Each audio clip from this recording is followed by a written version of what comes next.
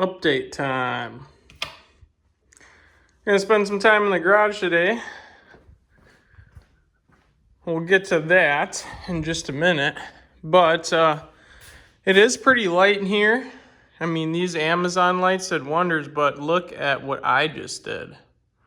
So I wanted more light in here, and I did not want to pull all the rock. So you know what I did? I had all that shit laying around in the basement, and I don't know why I just sound country when I said basement. Anyways, not too shabby, huh? That's with it off. On. So now, I got a little more light when I got cars on the side of the lift there. A little more light here. Because what happens is you park a car, you lift it up, and then it blocks all of this light, and then it gets really dark around the front end. So fix that problem. Also, I got two shining directly down on the bay. And look at that. All right, I still got a lot more work to do on this. But like especially these cavities, those suck. And this is not the best polish job in the world. But what I'm gonna do is, and that'll be later on, finish polishing it, and then I'm going to put a high temperature clear coat on it. Hopefully it'll stay looking like that for a little while.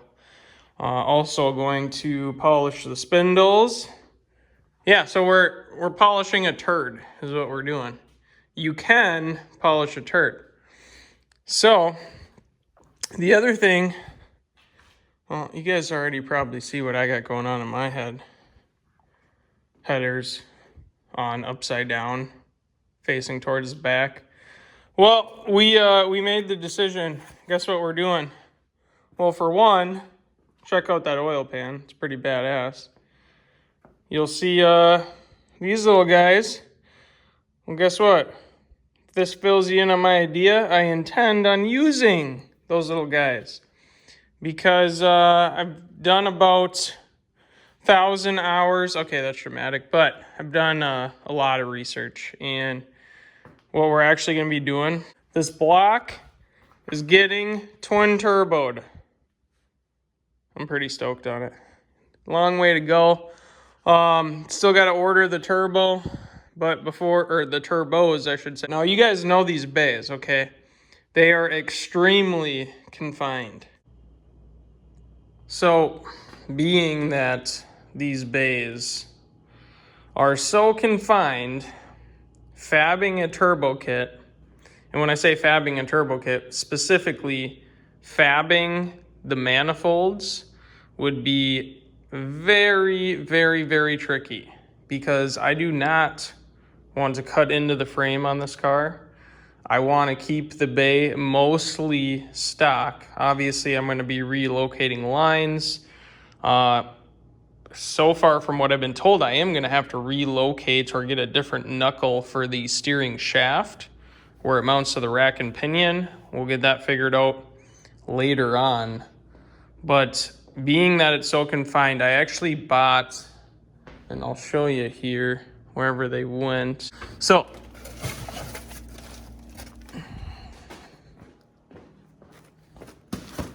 I actually bought, with the sole intention of custom fabbing the exhaust manifolds, I bought these extremely high quality 1/2-inch stainless steel header templates.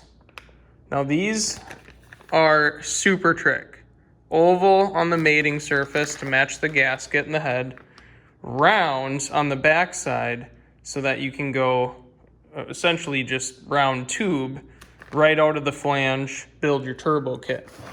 So I bought those, and I was thinking, hey, you know what? We'll spend dozens of hours, we'll fab our kit, it'll all be legit, it'll work out great. And then something else happened. What ended up happening, go ahead and set these over here quick. What ended up happening is the more I thought about all the space confinement and all the time I would spend welding and all the time borrowing TIG welder from my buddy and cutting and doing all that, I started to look for options. And so guess what I found for $500?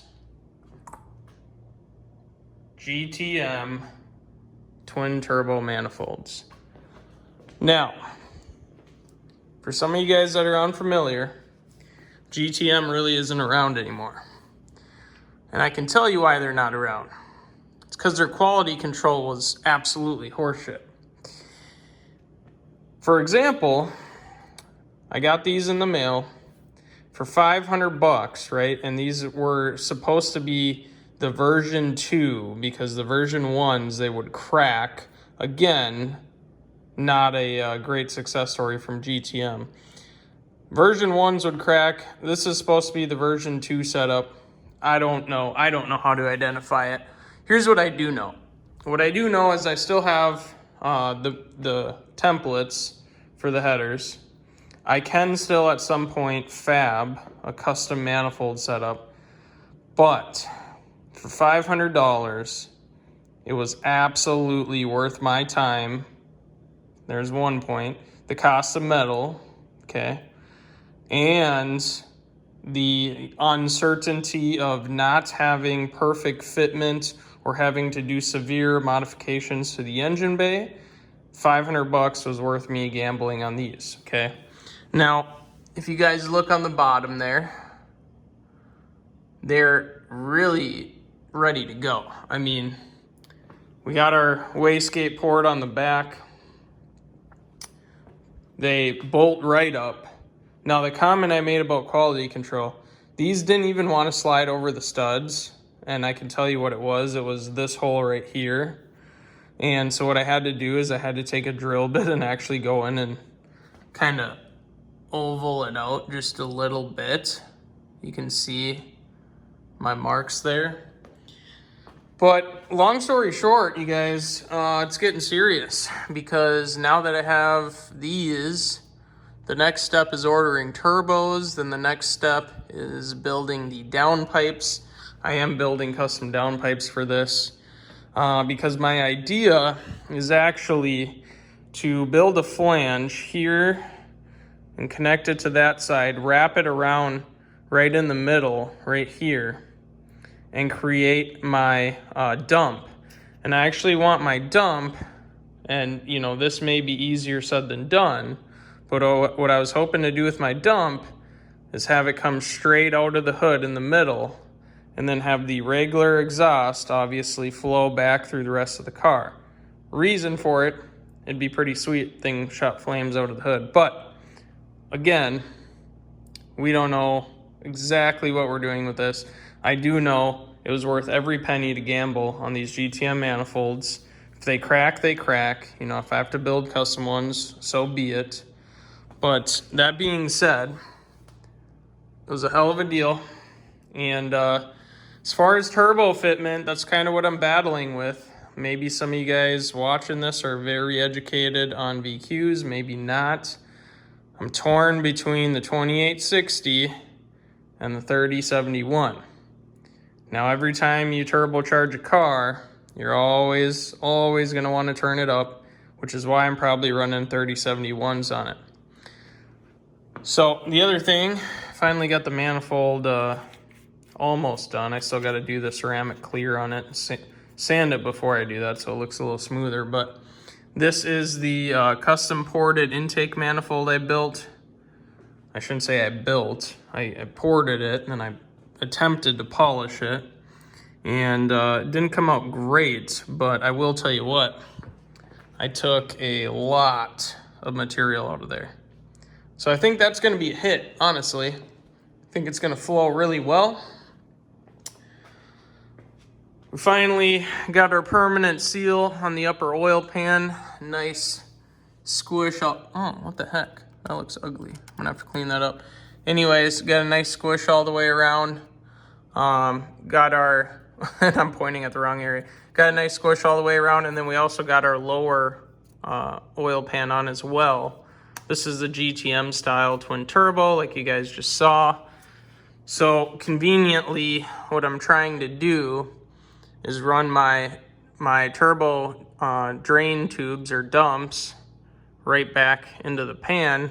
That would be ideal. We'll see how that works. But things are in motion, and we're gonna keep making progress on this. Don't even ask about that. I am basically making this side as smooth as I possibly can. We had to do some body work down on the end here. All of this at one point, you guys can see the crackage split right here, completely bent right here. I had that all shoved in about probably 6 to 8 inches, smacked it into a guardrail at 45, 50 miles an hour, and yeah, did a number on it. But soon to be straight, not staying red. It is actually changing color. This side, well, we still got a lot of work to do on this side. So that's the update for the motor.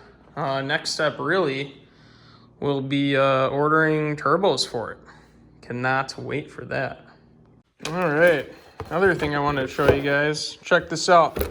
If you guys are unfamiliar, this company is called GKtech, or GKtech, GKtech, and basically they are probably one of the most cost-friendly aftermarket drift tune suspension brands. So this right here, you guys might already know, this is an angle kit. Now I know I can already hear the hate train coming, but you guys, these are pretty cool things. So I'm going to go over this kit a little bit because some of you guys might not even know about it. I had to wait 3 months on back order for it. Very, very simple, okay? So we'll go over to the knuckle. Okay, so here's where the outer tie rod location mounts, right? This plate has your bump stop. So when you turn all the way in, you can see you hit the bump stop. So what this kit does is this kit removes the bump stop. Basically, you get rid of this piece and it has a different bracket for that. And then it has a location that mounts here and mounts to the lower ball joint and creates a shorter location for the outer tie rod. Now, when you bring the outer tie rod, you bring the pitch angle in closer to the spindle. A movement that would normally turn the wheel like that now turns it like that because you have a less of a radius to the actual steering axis. So this kit basically gives you 30% faster steering response and I think up to, 60 some degrees of steering angle. Now you guys know the G's and Z chassis really don't turn that sharp. They really don't. And that makes it a little more challenging for drifting. Now, these are super lightweight components. They have a very nice finish on them. Feels heavy duty. I mean, this is not a light piece. I expect this to hold up. The best part, though, is you have adjustable Ackerman settings. Now, I'm not going to get into Ackerman. You guys can do some research on what that is exactly. But basically, you can change this from non-Ackerman to Ackerman with different adjustments on the little camber, or eccentric bolt, I should say. And essentially what that's doing, it's changing the angle of where the outer tie rod sits so that either both your wheels will steer in and one will have Ackerman, which means it's more tilted than the other wheel, or you can run anti-Ackerman where they're going to be closer to the same. That being said, we'll have to play around with that, but pretty stoked on this kit, you guys. Yes, I do have every intent on planning to drift an automatic G. Don't hate.